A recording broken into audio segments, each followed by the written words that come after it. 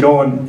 He said, we're going to bring you out of Phantom out there, Tucson, and we're going to get approval to bring it in and do one bypass. I said, okay, that'll be great. At 135 people, some of you were there. And we're traveling. He got it lined up.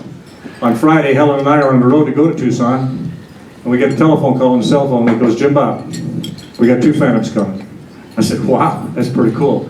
He says, we're cleared in Phantom and Phantom 1. What time do you want us to arrive? So I rolled back my old line sheet, brought super hat, and I said, how about 9:45? I'll have everybody out there in the red line in front of base ops. He said, good, we got 2 passes. Great. So I went in and listened on the radio, and they're coming in. I said, we're ready, guys, get your cameras ready, get on the line, everything's cool. Here they come. Holy cow, here they come. From our opinion, if there was 5 feet between the vertical stab on an A10 and the left wingtip on these Phantoms, it was close. So he went to 1. Then he go out, breakaway, came back around again, did the second one. That was, yay, cool, very cool. Well, here comes another one. And then another pass. My phone's ringing from the PA guys, and they're, what are they doing? DM's going crazy. Tucson's, what the heck's going on? I said, here comes the world's most fantastic fighter you have ever seen, proving itself over and over again. And they did. And they did a wonderful job. On their departure last year, we had everybody at Pima Air Museum. We knew the time they were leaving. I'm not sure I can tell you how he texted Helen, but he texted Helen and said, we're following these A-10s, we're at EOR for a quick check. At 1 o'clock takeoff. We're still on the ground. Yeah, we're still on the ground. Timing's everything. The A-10s take off on Here these guys come. Every alarm on every car, every alarm in the building went off at Pima Air Museum. It was awesome. It was awesome. It was awesome. Wow. Well, there's one thing I've learned in my whopping 16 months as a Phantom driver is when you take a Phantom somewhere, you can do things you never thought you'd get approval to do, ever. And there's a term fighter pilots have when you go somewhere. It's, you don't want to shine your ass, because when you shine your ass, you usually get to meet the wing commander or the group commander and have a discussion about shining your ass. The F4, you kind of have a carte blanche approval to shine your ass. In fact, it's encouraged. So we've tried to do that. So far, I'm still keeping my job, so that's good.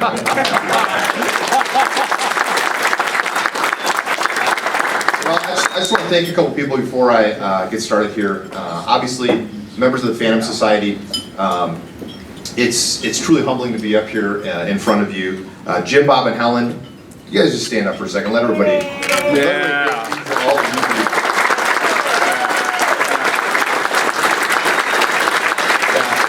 They are not alone. They are not alone. But we appreciate everything you guys do. And I've been in this job. Well, I hadn't even taken command yet. And the previous commander, Lieutenant Colonel Jaws White, who is now the deputy group commander of our group there at Tyndall, he told me, he's like, hey, there's this society thing that's called a Phantom Society. I'm like, oh, that's interesting. I don't know, I'm a Viper driver. We don't have a Viper Society. I haven't heard of this Phantom Society thing. He's like, well, here's what you're going to find out. He's like, they are great people. They are truly patriotic, and they love everything about the Phantom. But he's like, let me tell you something about Jim, Bob, and Helen. He's like, be prepared, because when they show up, they will have a list of demands, and you better be able to meet them, or else you will be in trouble. So it's been a pleasure to work with you all for the last 16 months.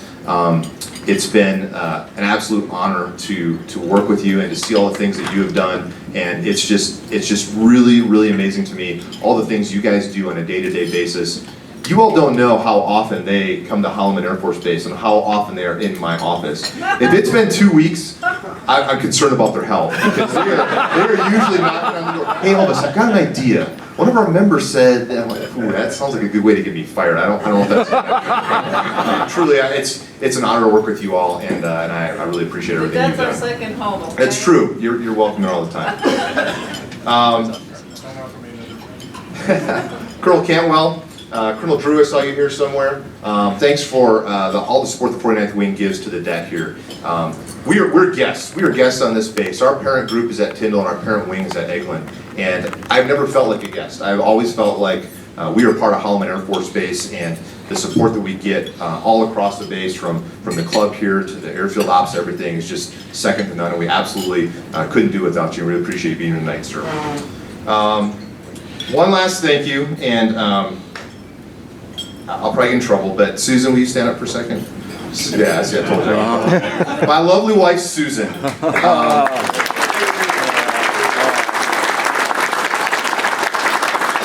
Mother of our children. She's awesome. And I want to tell you that we're going to talk a little bit about some of the things we've been able to do this year, and I want to talk to you a little bit about why we've been able to do it, but the biggest reason, honestly, is because of her. When I came to her and said, hey, I really want to take this F4 thing on the road, I want to get this thing out here and let people see it, she was like, so we got 2 boys, 9 and 11, and they're full of energy, and that's a good thing and a bad thing. And she looked at me and she's like, Ron, you've got to do this. You absolutely have to do this. You are the only person that's going to be able to do this. You have to do it. And of course I support that. So thank you for all of that stuff. Bravo. Beginning with tomorrow with us for the Reno.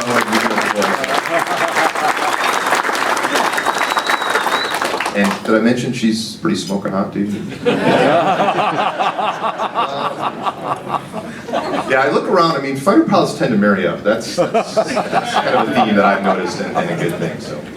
Well, like I said, I am absolutely humbled to be standing before you today. I'm just a guy, quite frankly. I'm a Viper driver that walked into the assignment of my life when I was asked to take command of Detachment 1 of the 82nd Aerial Target Squadron. I remember my boss, Colonel Slap Jensen, he's retired now. He was the group commander here of the F-16s. He called me in one day and he said, hey Elvis, what do you think about going and taking command of the F4 detachment? I don't know, sir. What do they do? I don't know anything about it. He said, well, they're looking for a Viper guy, and I think you'd be a good fit. But go talk to them. So, yes, sir. Which is what you do when a colonel tells you to do something. And so I went across the base, and I sat down with Lieutenant Colonel Joss White, who was my predecessor. He took about 2 hours telling me a little bit about the mission there, a little bit about the people, and a lot about the F4.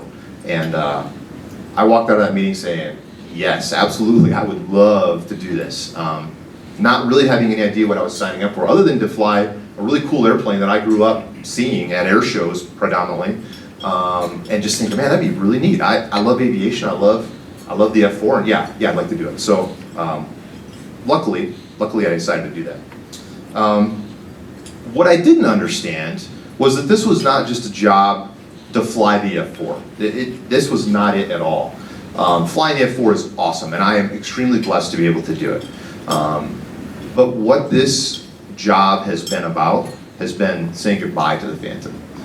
Taking it on the road, introducing it to folks like yourselves, and sending it out the way that it should have been sent out. And I'm absolutely honored that I was chosen to do that. Now, let's face it, I don't have any special qualifications. I'm probably the least qualified guy to be standing up here talking to you. I don't know, I didn't check, but I probably have about 175 hours in the F4, which is probably the least of any flyer in the F4 in the room. But the other thing that's neat about it is, if I would have said no, or I couldn't have done it, guess what? There was a line of guys right behind me that could have stepped in and done just as good a job. And that's the cool thing about our Air Force, is I'm just a guy. I'm a guy that got a great opportunity. I was lucky enough and smart enough to say yes when they asked, and then I've made the most of it ever since then. But there's no shortage of guys that could have jumped in and done exactly as good a job as I've done, so that's kind of something I've been thinking about. So Jim Bob and Helen, one of their weekly visits, or bi-weekly visits, came by, and we were talking, they talked about Phancon last year. Well, I'll talk about that a little bit more. No concept on my side as far as what the Phantom Society was or what it meant. And afterwards, I kind of learned, and I remember a few months ago, it's probably been 6 months, we've been talking about this for quite a while, Jim Bob and Helen came by, and Jim Bob said, Elvis, we'd really like for you to be the guest speaker. And I just said, okay, sure, no problem. Not really thinking about, yeah, okay, guest speaker, no big deal. Kind kind of started getting a little closer, and I kind of started thinking about, what am I going to say? What do I have to say to these folks?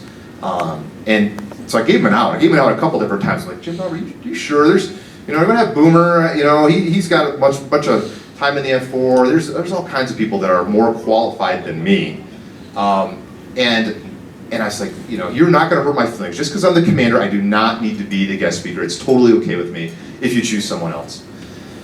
And Jim Bob looked at me, he's like, Elvis, you are the last F4 pilot. You are the last active duty F4 pilot, and that's special. And I said, yeah, I guess you're right. I guess you're right. Again, I've got a group of guys over there, Boomer's one of them, and I've got 2 other civilian pilots. But there is something special about being the last active duty pilot, and so I, of course, continue to agree to do this. But I will tell you, I feel completely inadequate to be standing up here in front of you, so. We love you, Elvis.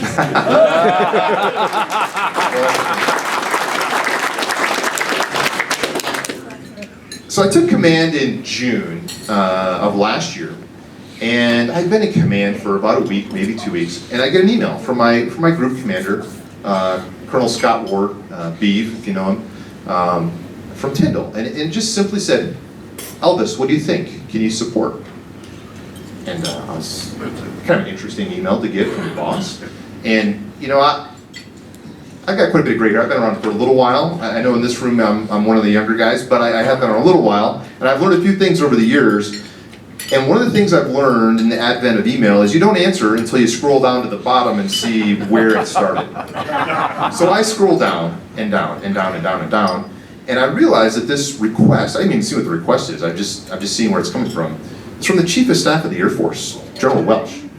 But it didn't start with him, it started with somebody arguably more important than him, and it was with Christina Olds, Robin Olds' daughter. And it was a request to bring an F4 into Oshkosh because they were going to honor Robin Olds at Oshkosh. And we have, as you all saw out there today, the jet we got to take our picture in front of, tail number 310, is painted in honor of Robin Olds, Scat 27. That airplane was never flown by Robin Olds. He never flew the F4E, but it's painted in honor of him. And she knew that. She'd actually gotten a ride in that airplane several years ago.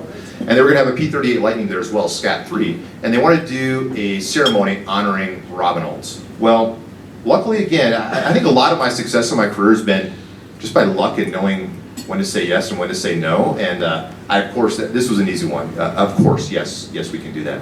So we took the jet there, and not really knowing what to expect. Again, I'd been the commander for a month or so, and we're here at beautiful Holloman Air Force Base. Life is hunky-dory. You're flying a couple times a week, and get to go supersonic and scare the dogs and the babies, and you know, life is good. And then I go rolling into Oshkosh, Wisconsin, and let me tell you, how many people have been to Oshkosh? Holy cow, the mecca of aviation. Now, I grew up in Michigan, go blue. And I went to Oshkosh several times with my dad. My dad's a civilian pilot, and we'd fly his Cessna 172, and we would camp under the wing of the airplane. And so I had been there. And let me tell you, if you're one of the people just in line and stuff, you kind of feel like you're like cattle herd. You're herded everywhere. You're herded onto a bus. You're herded here. You're standing in line all the time. But it is awesome. You will not find a greater group of people out there. I mean, aviation enthusiasts are second to none. They are just absolutely great people. And so I had been there before. I knew what to expect. But I had not been there in a Phantom.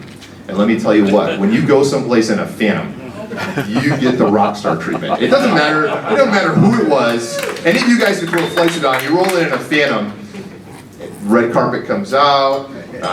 My dad drove my cadet car from the Air Force Academy, a 95 Mustang, and we drove that sucker right in the middle of everybody, right to the show center, and that's where we camped out with that. So that started to kind of open my eyes, like, wow, this is different, you know. I love my Viper, flown it for a long time, it's awesome. But you don't get there actually when you get to take a Viper somewhere. It's a great airplane, but let's face it, they're a dime a dozen. You can't go anywhere without running into an F-16 somewhere. So I was like, okay, this is going to be different. So we're hanging out by the airplane, and there's obviously tons and tons of people that want to talk to us. I expected lots of pilots. I expected lots of maintainers, because there were over 5,000 of these airplanes built. So that's a lot of people that have worked on them and have flown them over the years. I expected that. I expected talking to those people or people who had relatives that had worked on them. What I didn't really expect or anticipate was the large number of ground personnel, Army, Navy, Marines, who would come up to me like, "Sir, let me tell you a story. Let me tell you a story about a time where I was pinned down in Vietnam, and I heard two J-79s come screaming over me at treetop level. I saw bombs go off, I heard cannons go, and all of a sudden I wasn't pinned down anymore. All of a sudden, life was going to be okay. I was going to get back to my wife or my girlfriend." And I had no concept. I'm lucky in one perspective, in the fact that I've never had a long, drawn-out ground conflict in my generation like Vietnam. And while I'm a fighter pilot and I've been doing the military thing for a while, I didn't truly understand that. I didn't truly grasp what that was like for your generation, for the folks who were flying that F-4 or the folks that were on the ground. And that just really opened my eyes. Like, wow, it was just so neat. I don't know how, I didn't keep track obviously, but I don't know how many folks came up to me and told me a story, either about themselves or about someone they knew and what this airplane meant to them.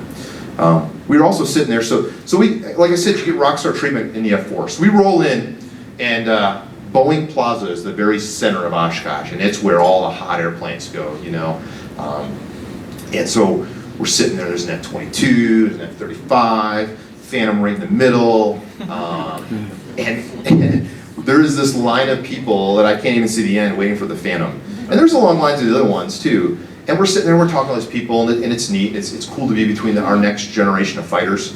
And I expected, like I said, I expected your generation to come up to me and tell me how awesome the F-4 was, because I knew it was. The other thing I didn't expect was the next generation. Not my generation, but my kids' generation. Little kids, 7 or 8 years old, coming up to me and saying, "Sir, this is my favorite airplane of all time. It's awesome. It's been there, it's done that, it's seen so much." And again, I'm new at this point, so I'm not really thinking about it very well. And I kind of look at them, and of course I don't say this, but I'm thinking in my head, do you see what's on either side? This is a Raptor and a Lightning. Are you kidding me? This is the latest and greatest. I would do anything to fly one of these airplanes. But they get it. The little kids get it. They understand. They've heard their dads, their grandpas, their uncles talk about the F-4 and what it means to aviation. Amen. And they get it. Amen. And I was starting to get it then. I still didn't quite have it, but I was starting to understand a little bit what I had signed up for. So we get back from Oshkosh. Phenomenal experience. I got to share with my dad. My dad was there with me, and he got to see kind of that rock star treatment you get with the F-4, which was really special to me, to get to share that with him as well. So we get back here to the 82nd, and our mission here at the 82nd Aerial Target Squadron Attachment 1 is to provide full-scale aerial targets for the Department of Defense and foreign military sales customers. That's our job. That's what we do. Period, dot. That's it. But I realized there was another job that I had to do, and that I had to make happen in our detachment. It wasn't going to be by myself, but I was going to have to lead the charge in this, and that was get the F-4 on the road one last time. Because I saw the reaction at Oshkosh. I saw what it meant for people to see that airplane time. I mean, I don't know how many times I answered the question. Of course, everyone thought I was a Collins Foundation pilot or a civilian, or this is still whose airplane is this? Well, it's the Air Force's, and no one understood that we were still flying. So I realized, okay, it's time. It's time to get these airplanes on the road. I had the conversation with Susan. She said, you have to do it. And so we did. That's only been possible through my wing and group leadership support, though. I mentioned Colonel Ward, who asked me about taking the jet to Oshkosh initially. Colonel Blade Wilkins has replaced him as my group commander, and he's continued that support. And then Colonel Elmo Spain is my wing commander at Eglin, and he was out here for a visit, and we sat down and talked. And I kind of presented him with 3 different courses of action. And I said, standard military thing, you got the COAs, here you go, we can do this, this, or this. And I talked to him, I said, sir, we need to get this airplane on the road. It's a big, big deal, and we need to do this. So I had a few different COAs. There's a reason he's a colonel and I'm a lieutenant colonel. He chose the correct one, and that one was to just get it on the road as much as we could. He said, we'll put it out there. He's like, you've got my support to go to as many or as few as you want to. If somebody's bugging you and you can't support, then just tell me, and I'll get them off your back. And I've had to tell 2- and 3-star generals, I'm sorry, sir, we can't support, we can't do it. Not because I don't want to, but because we can't. I've had that support from my wing and group leadership, and that is a big reason why we're able to do what we've been able to do. But we have been pretty successful getting it on the road as well. So we get back here, and before Oshkosh, I had been contacted by a major at Randolph Air Force Base, and they were having their air show, and I think it was maybe October of last year. And he said, hey, sir, we'd really love to get the F-4 out there. We got a lot of Vietnam vets. It'd be great to have it out here. Well, again, I didn't quite get it yet. I said, hey, man, sorry, we got a pretty big mission the week right after it, and I can't risk having a broken jet and maybe a pilot stuck in San Antonio, I'm sorry. And he said, oh, okay, I understand. Well, I got back from Oshkosh, and let me tell you, that had changed. I looked at it, and I said, it's time to start taking some risks, all right? We need to get this airplane out there. So I called him up, and let me tell you, he was pretty excited to find out that we were gonna have the F-4 there. In fact, one of our guys here, I'm gonna stand up. He was on the transient alert team that caught me in San Antonio. Former F-4 maintainer. He showed me a Snoopy tool. I'd never heard of that before. He showed me that, and I took a picture and sent it back to the guys. I'm like, oh yeah, we got all those. And had the pleasure of. It's one of the things I found is you go take the F-4 on the road, and it's not just people that are at the events. It's the people working them as well. You know, I saw the look in his eye when he got to touch an F-4 again, when he got to use his Snoopy tool. And he's here today, first Phancon ever, just because we went to Randolph. And what a cool experience that is as well. Let's see here. I've got a couple notes. Public speaking is not I'm a much better pilot than I'm a public speaker, but Phancon 2015. Holy cow. That was an experience. Like Jim Bob said, it kind of started off slow, like, yeah, I think we can bring an airplane. Yeah, I think we can bring 2 now.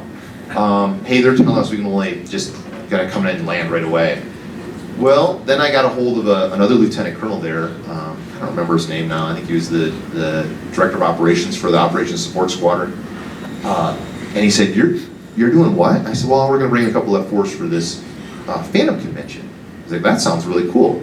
He's like, "Well, what do you need from us?" I'm like, "Well, I'd really like to get restricted or get relieved from the restriction of 1 to a full stop." He's like, "How many do you want to do?" I said, "Well, as much gas as I have, but probably about 4. And he's like, "Let me call you back." So he got on the phone, talked to his wing commander, and sure enough, they said, forget the noise, complaints, forget this stuff, once in a lifetime opportunity, and that's kind of the rest of the story as well. So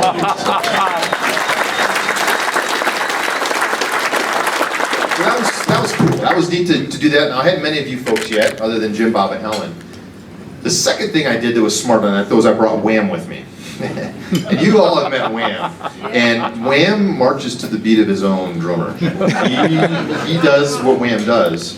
And I didn't realize till after the whole 810 comment, that was Wham. That I was much higher. And he did everything legal, but he made it a good show.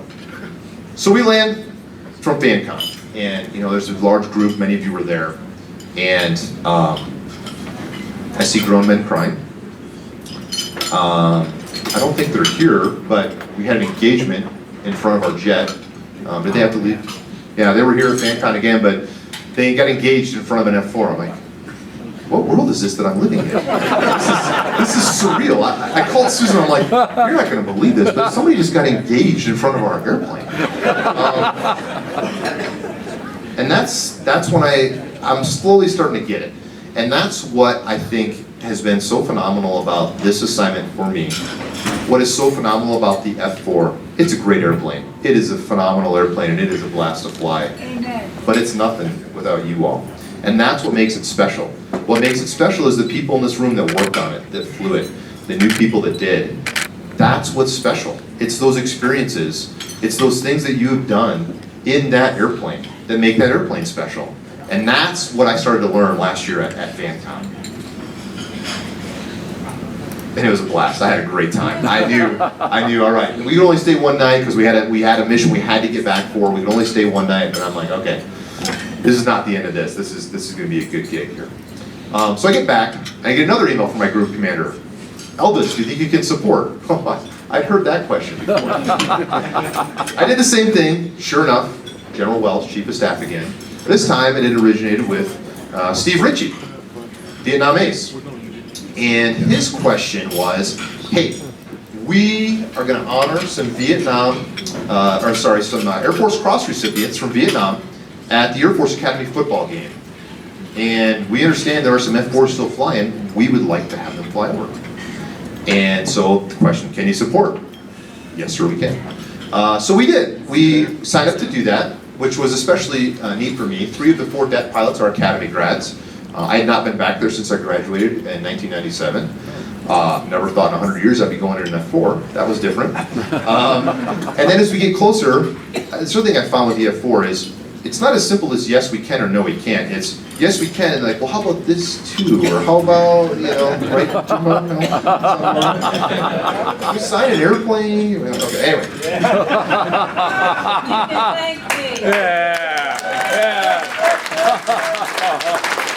All you have to do is ask. Thank you. They're not afraid of asking. I'm bad at saying no, I guess. I don't know. We're good at saying yes. I'm good at saying yes, that's what it is. So it turns into, okay, yes, we're going to do a flyby for the Air Force Academy football game. Awesome. Cool. Every little kid's dream to go fly a fighter over the Air Force Academy. Are you kidding me? Awesome.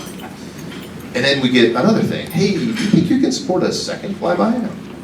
Okay, what is this? We're going to dedicate a Vietnam War Memorial at the Association of Graduates on Friday before the game. Can you bring a 4-ship? We'd only kind of signed up to bring a 2-ship up this way. Can you bring a 4-ship? I have 4 pilots, that's it. All right, so 4 airplanes is all we can do. So like, well, we can try. I think we can do it. So we agreed to do a missing man formation over this Vietnam War Memorial they're going to dedicate. What I didn't know initially was there were going to be some big people there. Secretary of the Air Force, Chief of Staff, they were having the Corona Conference, which is every general in the Air Force there. Oh boy, don't screw this one up, here we go. So we go, and we did the missing man formation. The weather was crap, like it always is when you're doing these things, and we're picking our way through the clouds. I think it was a rock that had an explosion in his cockpit. He had about 87 different pieces of paper, and they went pew. Just because he's wrong. So it was less than uneventful on the way up there. So we get up there, we do the flyby, awesome. We land at Peterson Air Force Base.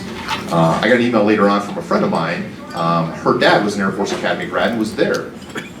Nobody knew we were coming over. They knew there was going to be a flyby. They knew it was going to be a missing man formation. But here's a group of Vietnam vets and all the generals in the Air Force, and only a couple knew that it was going to be a 4-ship F-Force. And most of them didn't know we were flying still. Her dad said there was not a dry eye in that place when those Phantoms went over. And what an honor it was for us to get to do that. So we land at Peterson. We got a little bit of time because the game's not until the next day. And the Air Force Academy asked us, hey, can you guys stay up there for a little bit? We want to bring some cadets out. Okay, of course, we have to. Well, when they said some cadets, I wasn't expecting 10 buses full of cadets to roll in there, but that's exactly what happened. Now we had our 4 F4s. There were, I think, 4 T6s. I know there were T6s. I think there was about 4 of them. And there were a couple F-22s, or there were 4 F-22s. And I'll get to the F-22s in a minute. So we're sitting there letting them look at our airplanes, and the line for the F-4 was like 4 times longer than the F-22. Now maybe that's because we were letting them get up on the ladder and look inside, I don't know. But that was a neat experience, to see this next generation of our soon-to-be Air Force leaders and pilots to understand that and to want to see the F-4 and want to talk to a bunch of old guys. You know, I was the young guy, and I'm not young. So that was really cool. The next day was the Air Force Academy football flyover. And initially, they asked us for 2 airplanes. And I said, yes, we can do that. And then when we were going to bring 4, I said, well, why don't we just bring all 4 by? Well, they had committed to some F-22s already doing it. So what kind of the agreement we worked out was, we'll do a 2-ship F-4s and a 2-ship F-22s. I'm like, cool, that sounds good. You know, that's kind of yesterday and the future, and you know, that'll be cool. So I was going to lead the 2-ship F-4s, and I said, well, do you want the F-22s to lead? I mean, that's our next generation. You know, that's our latest and greatest that we have. You know, F-35 wasn't online yet, and the Air Force Academy leadership let me know in no uncertain terms the F4s would be leading, not the F-22s. So we did. I might have been a second or two late, but hey, we don't have a GPS, we don't have kind of watching the wind blow to figure out the wind, and so we did that. So we did the flyby. I think we nailed it. I think it was awesome. Lots of videos on YouTube if you want to see it. And we landed at Peterson, and then we're going to go to the football game, because now, we're going to go see some Phancon football. So we're driving on the way back from Peterson, and I've got my work phone. These days, you could never escape work. It's kind of a blessing and a curse. You got your work iPhone with you, and I start getting emails. Oh boy, what do we do? And because usually doing flybys is kind of a break-even aspect. Usually people criticize you because you don't do well enough, or they criticize you because you broke some rules. The best thing you can get is not either of those things. But I started getting emails, and I got an email from my wing commander, I got an email from the commander of ACC, General Hawk Carlisle, and I got an email forwarded to me from the chief of staff telling us what a great job we did. Holy cow. Lieutenant colonels don't get emails from 4-stars often, that's for sure. So that was neat. Another neat experience we got to do at the academy, and I hope you're getting the theme of this, is I'm just a guy that's gotten lucky and gotten to do some extraordinary things with the F4. And we get to the Air Force Academy game, the Commandant of Cadets, Brigadier General Torch Williams. He's a fellow Viper driver. I did not know him before this. He wanted us all to come down on the field and introduce us to the cadet wing to thank us for doing the flyby. So we do. Again, the general tells you to do something, you're yes sir. Plus it's cool on the field, let's face it. So we go down there, and they're telling us, he's introducing us to the entire cadet wing. We're standing on the football field looking up at the stands, and he's introducing us. And he's saying, these are the Phantom drivers, the last ones in the Air Force. These are the F-22s, the brand new airplane. We're going to judge. Well, I don't know if I go to the competition. He told me this. So he says, all right, by your applause, we're going to decide who's the best. Whoa. Not a fair fight. I mean, come on, Jeez. We kicked their ass. It was awesome. The noise was deafening. It was awesome. It was absolutely awesome. Again, they weren't clapping for me. They weren't clapping for Boomer. They were clapping for the Phantom, and that was truly something to see. One of the things I've learned also flying the F4 is, like I said, it's a big family, right? And one of the things that's very important to me is family. And one of the really neat things about some of these opportunities, I've gotten to share it with my family. Susan and my boys drove up to Colorado. My parents drove in from Michigan to see the flyby. They got to go down on the field with me afterwards and do all these things that we never get to do. And it's just amazing that I've been able to share that with them. And I'm just truly blessed to have done that. So going on with the kind of the family theme, I've got to do some cool things here at the DED as well. I don't know, a couple months ago, we had a cadet from the Air Force Academy. She was out here for Operation Air Force, where your summer, I think it's between your junior and senior year, I don't know, one of the summers at the Academy, you get to go to an Air Force base for about 3 weeks, and you get to learn what it's like to be in the real Air Force, because the Air Force Academy is not the real Air Force. And she was lucky enough to get to come to Holloman. And so, turns out her dad, retired Colonel Maggie Brown, was the 82nd commander here, and then he was the commander of the 82nd at Tyndall, and he'd flown F4s. So I start getting calls from Maggie. Maggie and Jim Bob get along well. They know how to get to the bottom of it and get things done. And he said, Elvis, how do we get my daughter riding the F4? I'm like, easy. That's easy, sir. And it was, quite frankly. But he said, here's the catch. I want to come out, but I don't want her to know that I'm coming out. Okay, that's going to be a little trickier. But sure enough, she was here. I was able to get her a ride, and sure enough, Maggie came in, didn't tell her. We went out and flew. She was a rock star. She wanted to pull more G's, go higher, go faster, go lower. She loved it.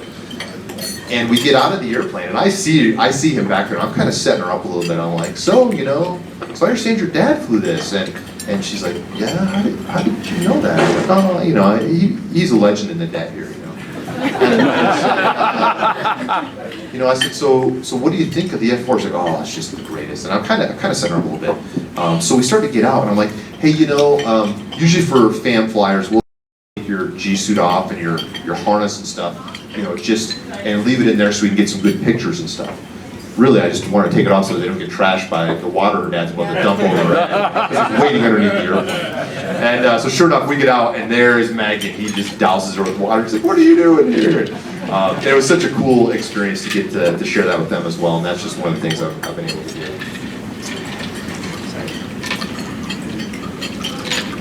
Family, where's our lieutenant? Where are you at? Sir. Stand up. So Jim Bob put me in touch with the young lieutenant here. It's really good to see him. He's coming to RPA training here in a few months. Just finishing up his RPA training at Randolph and getting ready to go to Pueblo for that training. And turns out his grandfather flew the F-4 in Vietnam, was killed in action.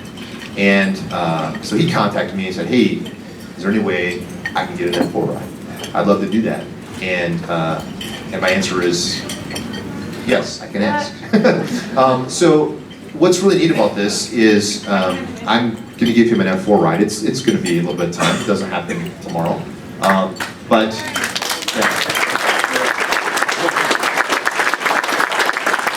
it's not about him. He's going to have a good time, and I'm going to have a good time flying him. But it's about his grandpa. It's about his grandpa and his friends that followed him in combat, and it's about honoring him. And that's what is so cool about family and the aspect of that here at the DET and what we've been able to do with those as well. Thanks.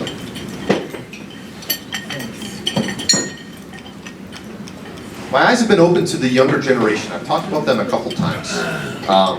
Some of you know, some of you don't. I'm extremely lucky and I'm dual qualified. I get to fly the F-16 and the F-4. Awesome. I couldn't ask for a better assignment.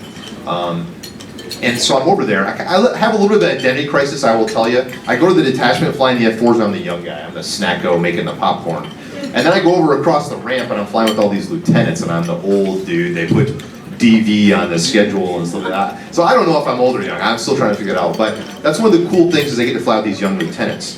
And they bug me constantly. "Elvis, how are we going to ride? How are we going to F4 ride? What do I need to do? What do you like to drink?" And it's so cool to see them. They're so excited about it. There's kind of a saying in the fighter pilot community, hey, just take a deep breath, just sit back and smoke a pack of Luckies. And some of you guys can probably tell the real story behind it, but kind of the whole thing with that is if something's going wrong, you just take a step back, smoke a Lucky, and just kind of take a deep breath. So these lieutenants tell me, "Hey Elvis, we have this plan. If you can get us a ride, we're all going to take a pack of Luckies and have one in the back of the cockpit." Don't light it. You can have it back there. So that's neat to be able to share that with those guys. One of the neat experiences I had was Captain Zach Weimuller. He's a recent graduate of the F-16 Fighter Weapons School, and he had been hounding me for months. "Elvis, I want to fly. What do I do?" So I called him. I said, "Hey, Zach, I got a backseat ride this Friday." He said, "Ooh. I'm going to Nellis on Friday to go to weapons school." This is our most prestigious, most challenging course that we can do in the Air Force. It is tough. And it's tough to get into and it's tough to make it through. And he says, "You know what? Let me call up there and see if I can delay my arrival." I'm like, "Zach, dude, I don't know if that's the right answer." He's like, "Elvis, it's totally worth it." He went and nailed it. He did awesome and didn't surprise anybody. But that just said something to me. Like this guy, who's kind of an up-and-coming star in our Air Force, that was worth it to him. He knew this is a once-in-a-lifetime opportunity, and he made the sacrifice to make that happen. All right, page 3 of 87.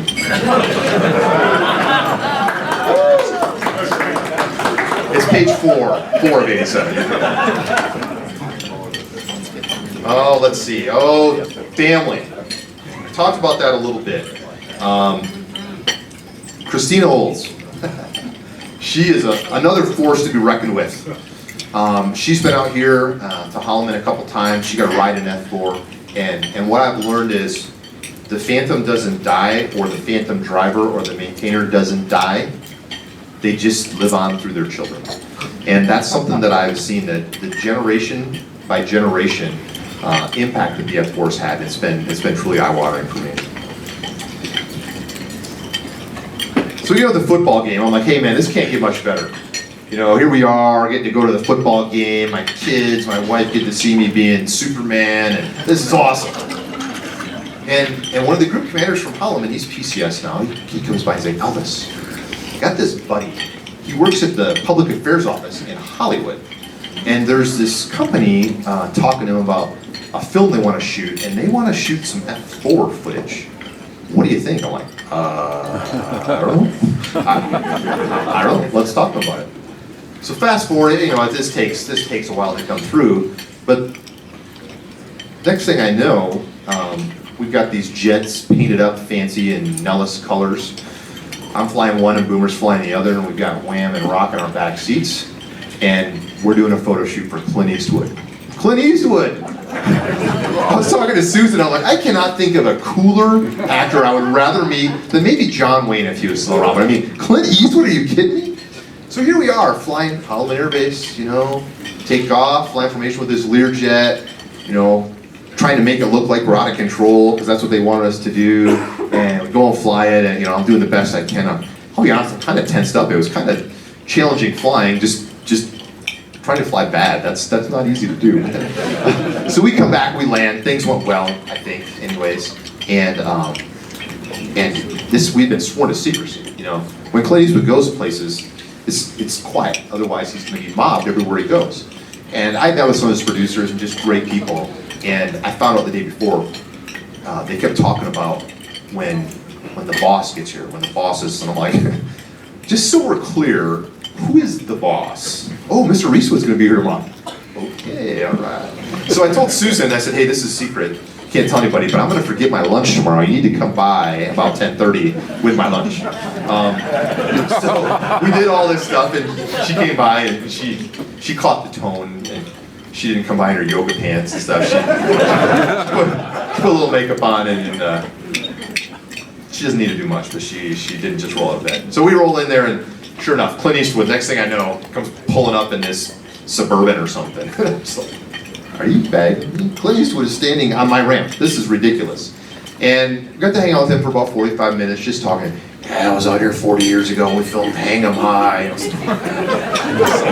Awesome. This is every kid or man's dream. This is amazing.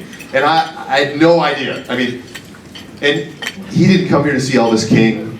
He didn't come here to see Boomer Schreiner. They came here to see the F4. And that's why they were here. And what an honor that was for us to get to do that. Now let me tell you, if you haven't seen the movie, I'll put just a quick, I'm not getting any royalties or anything here, but that's movie Sully. It's a great movie. It is a really good movie.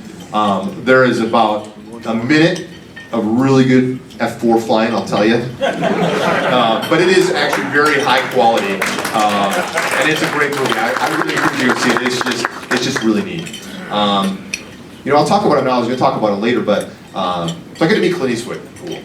Tom Hanks didn't get to come on here, but I'd rather meet Clint than Tom anyways. But Sully, Captain Chesley Sullenberger, the pilot that I was playing him. He flew F4s when he was in active duty. I had heard him speak before several years ago, and now he's a very polished speaker, unlike myself. And he goes around and does this for money. And my cousin was a stockbroker, and we were doing exchanges with the Marines in Coronado, California, rough assignment. And he called me, he's like, dude, you need to ditch work. I'm like, okay. He's like, Sully's gonna come talk to us at the Hotel Del Coronado. You need to find some khakis and come. I'm like, Susan, I had khakis. So I went, and I pretended I was a stockbroker for the day, and I got to meet him. And what impressed me the most about his talk, he talked for an hour up there. And this is to a bunch of business professionals. He's giving them advice about leadership and this and that and everything. Sully went to the Air Force Academy, was in the Air Force for about 4 or 5 years, flew the F4 during that time. So a very small part of his life. We're talking 8 or 9 years, and then another 25 to 30 years in the airlines before this happened. He spent 25 to 30 minutes of his hour talking about those 8 to 9 years in the Air Force and what that meant to him and what flying the F4 taught him and how that prepared him for that day. So it was neat to get the question to be asked to fly the F4 for the movie. Well, I didn't get a chance to meet him before we shot, but I did get a chance to meet him at Oshkosh this year. Wham and I got to take 2 more jets to Oshkosh this year. I knew what to expect. I was ready this time, I thought.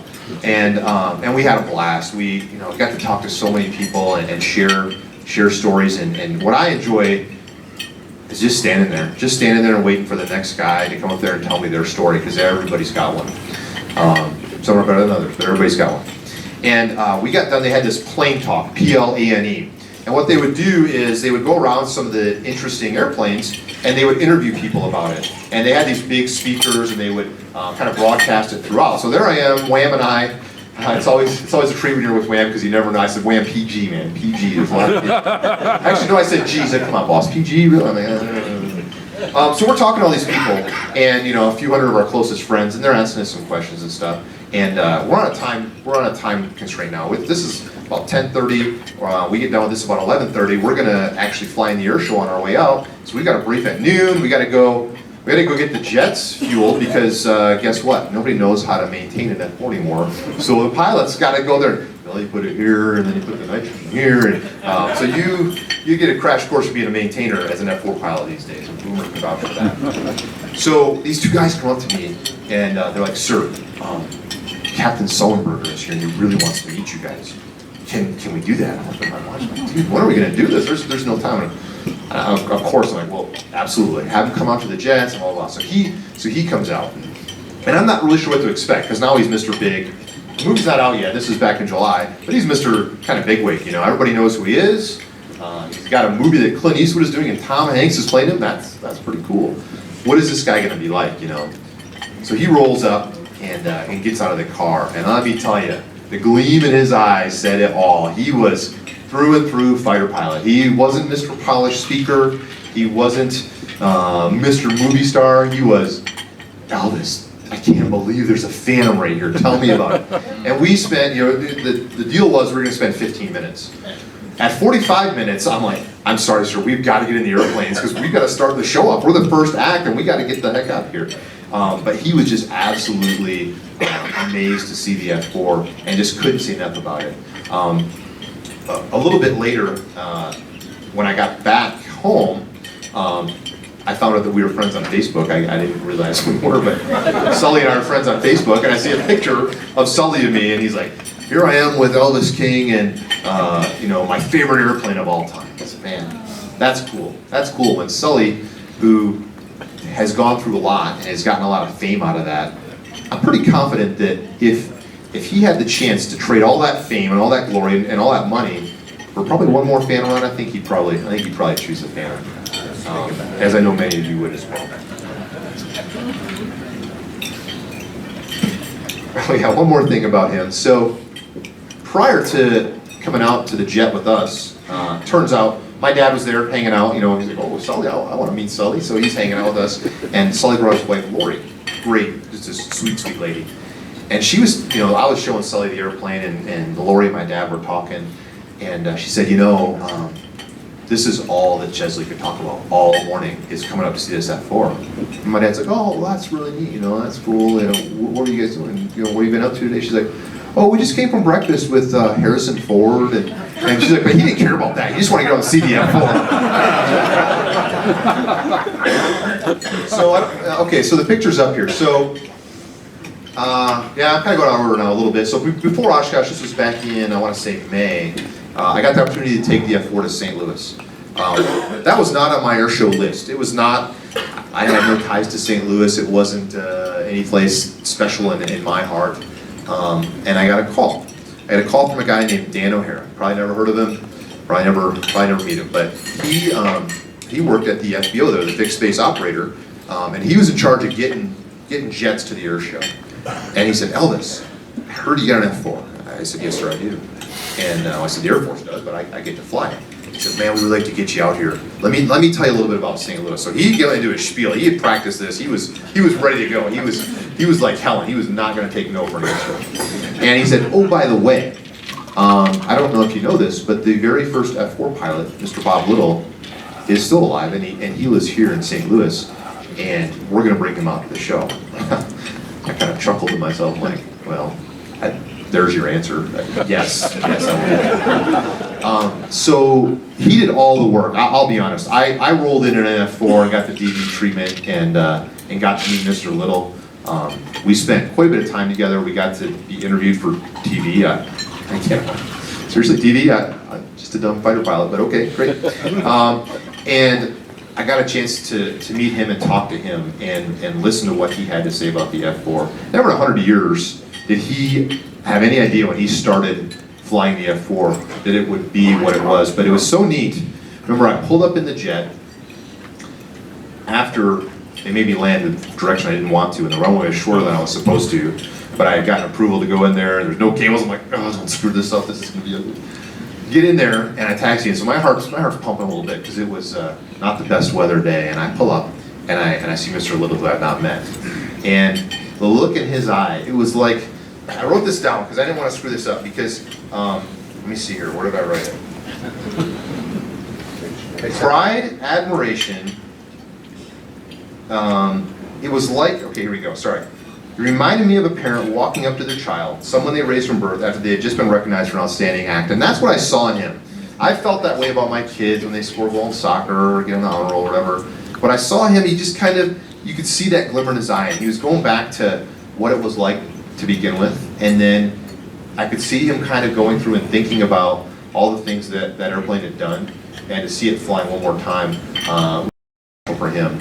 And I hope he's going to come out for the final Phantom flight we're going to have in December.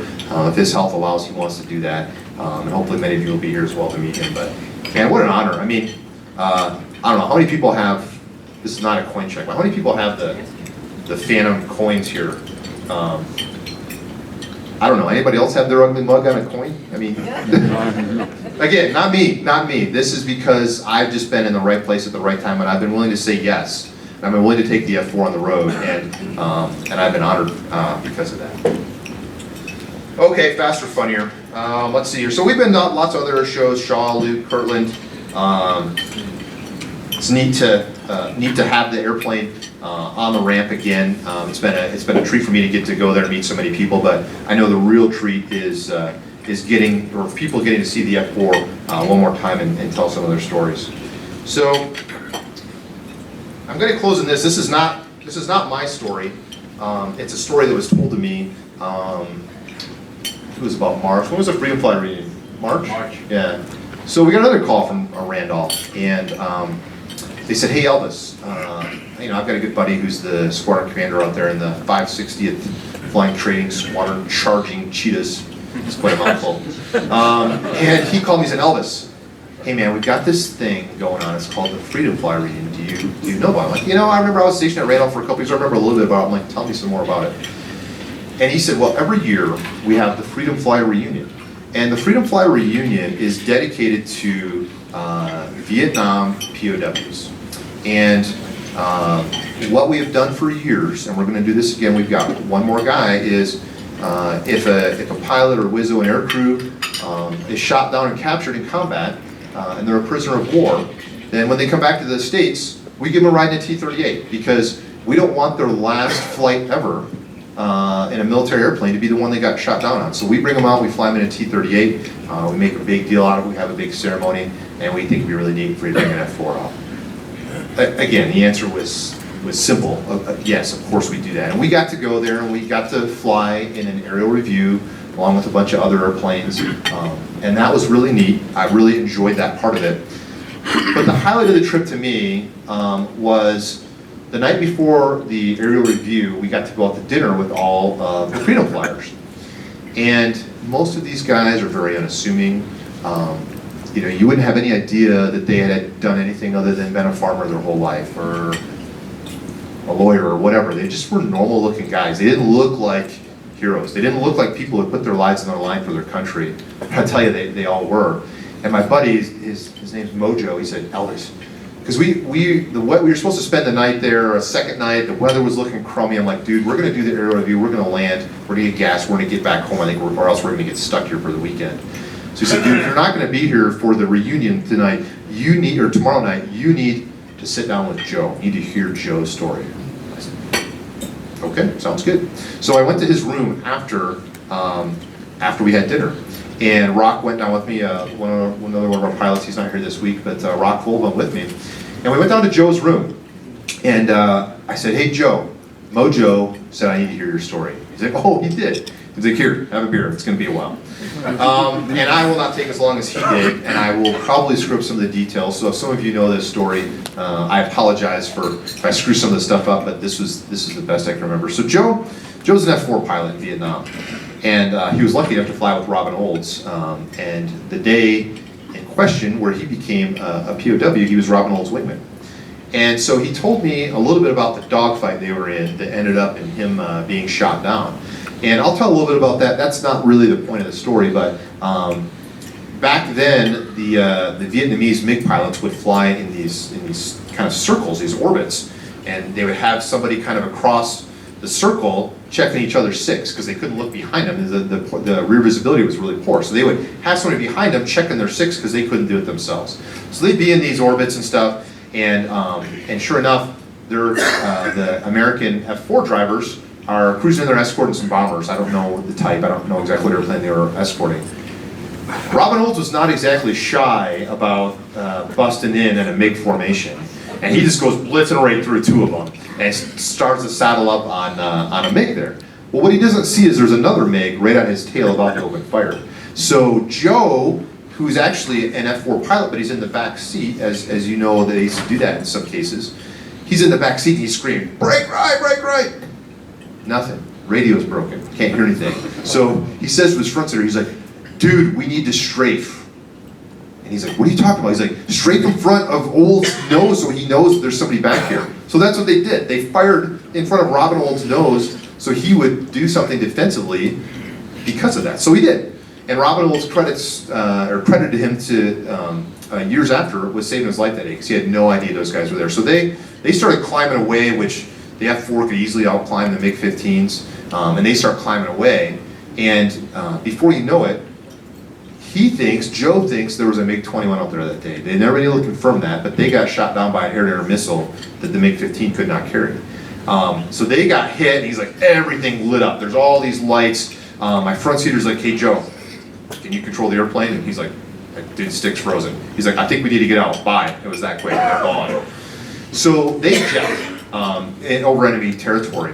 And he told me the story. He said, "Yeah, Elvis, it was really hot that day." He's like, "It was hot every day in Vietnam, but it was really hot, and it was really humid." And he's like, "I rolled my sleeves up because it was hot." He's like, some guys are kind of hot dogs, and they roll their sleeves up when they're not supposed to." He's like, that was not me. I just was hot, and I forgot to roll them back down. And they went right through the fireball. So he just remembers seeing this bright orange glow as he goes through this fireball. And next thing he knows, he's drifting down under a chute. And he's like, "It's weird." He's like, "I went from, all this chaos to just like, wind, kind of drifting down here." And he's like, "The next thing I know, I see Robin Olds coming by." And he's like, "I just kind of waved." And he said, years later, Robin's like, why did you wave at me?" And he's like, "Well, I want you to know I was okay, and I couldn't think of any other way to do it." So he drifts down under the chute, and within a matter of a couple minutes, he and his front seater are both captured, and they get taken to the Hanoi Hilton. And so there he is. As you know, the conditions were just awful, and he was being treated very poorly, and obviously the conditions were not good for somebody who had burns on his arms. I mean, he was burned from just below his elbow all the way down to where his gloves had been on, and burned bad. And so they're in there, and the guard comes in one day, and he's got like a shirt wrapped over his face, and he's like, "That's kind of weird." And the guard left, and he said to his cellmate, "What's up with that guy?" And he's like, his roommate here, his cellmate says, "Joe, you stink," and he pointed to his arms. And they were completely infected. I mean, just barely recognizable.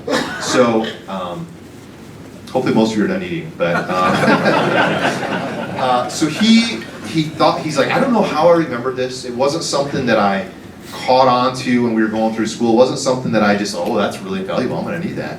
But he remembered one thing from survival school: the way to treat an infection was maggots.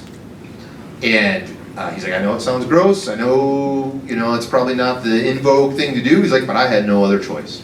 He's like, "So I remember sitting there in that cell, and I held my arms out, and I just let flies, hundreds of them, land on my arms and lay their eggs." And I said, "Well, didn't that hurt?" He's like, "Elvis, my arms were so screwed up, I had no feeling in them whatsoever. I could not feel a thing." So the eggs hatched, and his arms were just completely covered in maggots for about 2 days, eating all of the flesh off of his skin. And he said, so the next thing was, I remembered they said, when the maggots are engorged, then you need to get them off with a sterile liquid. And he's like, there's no sterile, there's no sterile liquid in here. Aha, there is one. So with his own urine, he washed off the maggots on his arm. And he showed me, and to this day, he said he'll go to a dermatologist, and they'll say, wow, you've had some burns. Man, they did a great job with the skin grafts. He's like, But I know I probably didn't get that story completely right, and there's a whole lot more of it. We were in his room, trust me, until very late that night, and it was just awe-inspiring. And what I walked away with that night was just a respect for the generation of pilots and maintainers and crew members in that time. My generation can't understand that. That's a good thing. That is a really good thing that we can't relate to that because we haven't had to go through it. But I just walked out of there with a new respect for someone like that. John McCain, whether you agree with his political views or not, for him to be able to come back from what he went through. If I was a prisoner of war for 6 years, you know what I don't want to do? I don't want to sit on my back porch, sipping iced tea and smoking a cigar all day. That's what I would want to do. And I am just amazed and awed that these folks come back and don't only lead productive lives, but they come back and they lead our society. And that's the type of folks that I'm lucky enough to be associated with now because of the F4. Not because of Elvis King, not because of the United States Air Force, because of the F4. And I am just completely humbled to be a part of that group. So I'm about to close. But before I do, I would like to offer up a toast, and let me get a drink here real quick.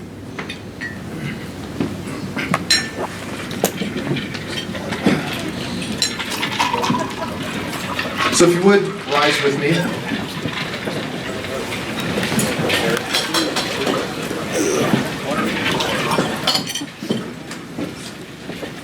And here's a toast to the Phantom, the fairest lady of them all.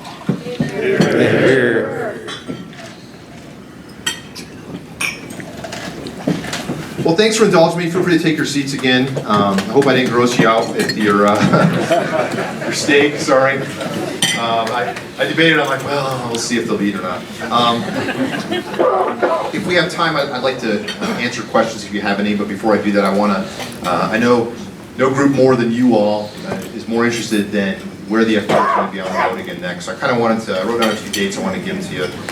They're online and you can feel free to contact me. But we're going to go tomorrow. Wham and I are going to take a couple jets out to Reno for the air races. We're just going to be static there, but we're going to have a couple jets there. So if you don't have plans tomorrow, come join us. Next week we're going to take a jet out to Miramar for their air show, and we're going to be static display there as well. The 14th to 17th of October we're going to go to Fort Worth Alliance, have a jet there on a static. You can see I'm trying to get it on there as much as I can. I've had to say no because there's some we can't do, but this one's very tentative, but I thought I'd throw it out there. I know Damon's interested in this, but the 24th to the 26th of October, we're going to try to go out to Point Magoo near Oxnard, California. Point Magoo flew QF4s there in the Navy several years ago, and they're doing a special anniversary tribute there. So we're going to try to take at least one jet, hopefully two there for 3 or 4 days. Another cool opportunity. I'm a NASCAR guy. I love NASCAR. I'm a red-blooded American. I love it. It's awesome. And I've done 2 flybys. One in the mighty T-38 Talon, and one in the F-16. And now I get to do it in the F4. So November 6th, we're gonna do a 2-ship flyby over Fort Worth, Texas Motor Speedway, for the Sprint Cup race. So get your tickets now. It's gonna be righteous. And then the big one, Nellis. We're going to go out to Nellis Veterans Day weekend. We're going to go out on Thursday the 10th of November is the plan. And we're going to come home on Monday the 14th. And the cool thing with that one is we're going to be flying in the show. So if you can't make it out to the final Phantom flight, and you want to see an F4 fly again, that's probably going to be your last opportunity. So come out there. We're going to fly in the show for that. And then the big one, my boss, again, he's a lot smarter than me. He said, Elvis, we're going to make this big. He's like, think Chief of Staff of the Air Force. Sorry, sir, we're going to have some big wigs coming in to your base, but we're going to invite them. I don't know, maybe they won't come, but we're going to make this big. The final Phantom flight, all with PHs. I made that up, so if you don't like it, sorry. We are going to try to do that. The 20th of December will be kind of a big open house, and come out and touch the Phantoms one more time, and then the 21st of December, which is a Wednesday, we're going to launch a 4-ship as our game plan, and we're going to go out. We're going to make some noise like we did the last couple days. We're going to give you one last chance to see the F-Force flying again, and I'd love to see as many of you out here as we possibly can. With that, I conclude, and I'm happy to answer any questions